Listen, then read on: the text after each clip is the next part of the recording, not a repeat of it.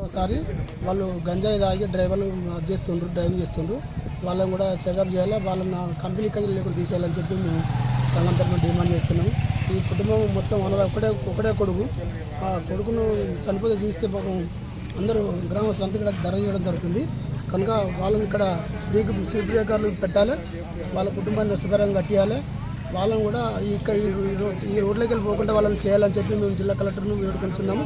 స్థానిక మన మంత్రివర్యులు కూడా ఇతని కుటుంబానికి ఆర్థిక సాయం చేయించాలని చెప్పి ఇప్పించాలని చెప్పి 10 లక్షల వరకు ఇప్పించాలని చెప్పి మేము సంఘం తరఫున డిమాండ్ చేస్తున్నాం.